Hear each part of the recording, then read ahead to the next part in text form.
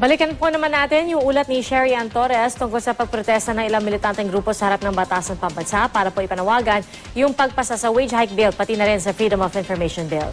Che?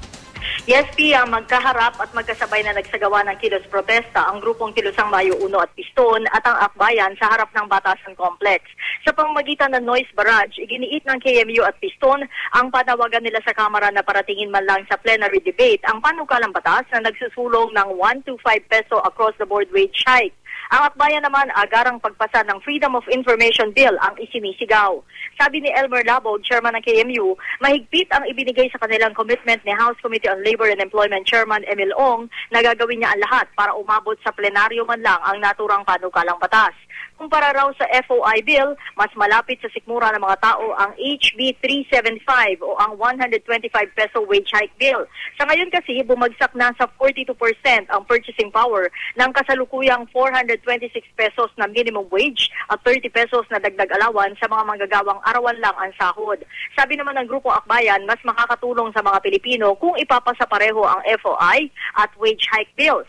Karapatan naman daw ng bawat Pilipino na masusing o masuring maigi ang mga kinapupuntahan ng pondo ng pamahalaan kapag na siyang isinusulong ng FOI bill, sabi ni Jessie Di Maisip, ang Communications Officer na Akbayan.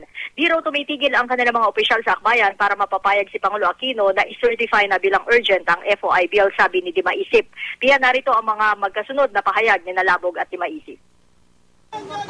Mas malapit to sa bituka ng mga manggagawa yung sahod kaya hindi naman namin sinasabi na hindi mahalaga yung Freedom of Information Bill, no? Pero sinusuportahan din namin to. Pero kung kagyat na interest ng mga manggagawa, malapit sa kanyang sikmura yung sahod at obviously hindi na ito makahabol. Mamaya meron pa rin pagkilos ang Right to Know Right Now Coalition.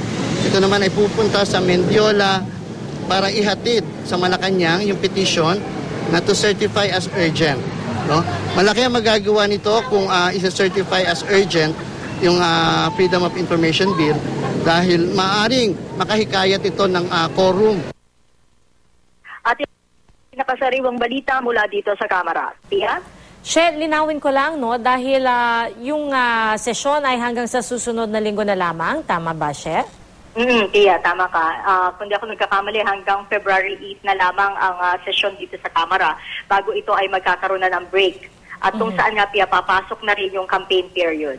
Pero siya, halimbawa itong 125 across the board wage increase na hinihili, umabot sa plenaryo bago magsara o mag-adjourn ng sesyon, hindi ba't sa susunod na sesyon, kailangan pa rin nilang i-refile ang naturang panukalang batas? Oo, Pia, actually, kung tutuusin, magiging back to zero nga to, back to square one. Pagdating sa 16th Congress na kanila itong pagdedesisyonan na i-file, no, o i-refile. Kaya lang ang sinasabi, kapwa rin ng KMU, gayon din naman tong Akbayan din, no, na nagsusulong ng FOI bill. Ang argumento nila dito, dapat makarating ng plenaryo dahil doon binubusisi itong mga naturang panukalang batas. Lahat ng mga tanong patungkol dito sa dalawang panukalang batas na to, matatalakay na raw sa plenaryo. At kahit abuti naman to ng pagtatapos ng 15 Congress ay okay lamang daw dahil mas mahalaga pag na-refile nila to sa 16 Congress tapos na yung mga nitty-gritty na mga tanong ng kung sino-sinong grupo o kongresista at mas magiging mabilis na raw ang pagpapasa nito hanggang sa maging ganap ng batas. Tia? So, kumbaga masasagot na nila sa i-refile nilang panukalang batas. Pero siya, yung liderato ba ng Kamara ay nagbigay na ng commitment na ilalagay ito isasama sa order of business? O, Pia, maliban lamang doon sa pagbibigay ng commitment ng House leadership sa pagkakalendaryo nga na FOI bill, hindi malinaw sa atin kung nakakalendaryo rin o nasa order of business din itong 125 wage hike na inaprubahan na nga ng House Committee on Labor and Employment, Pia. So, She, kamusta naman yung tsansa na magkakaroon ng quorum sa linggong ito hanggang sa pagtatapos na ng Kongreso? Well, Pia, kung ang kakausapin natin, yung mga nagsusulong na FOI bill, ang sasabihin nila lagi sa atin o sinasabi nila sa atin, patuloy pa rin silang umaasa. At in particular nga, itong si Ifugao Representative Teddy Bagilat, kung imo-monitor natin yung kanyang mga tweets, from time to time ay naglalabas siya ng kanyang tweet na nakikiusap na magsi-attend itong kanilang mga kasamahang kongresista dito para as much as possible maabot yung 140 plus na required na attendance para nga matiyak yung quorum. Pero ang ang katotohanan, ang sabi naman pati nitong si Minority Leader Danilo Suarez, hindi nila masiguro kung matatalakay nga ito oras na magkulang ang attendance. Dahil nga karamihan daw ng mga kongresista ngayon, Pia, nasa kanila mga distrito na at nakatuon na sa susunod na eleksyon. Pia? Maraming salamat, Sherry Ann Torres.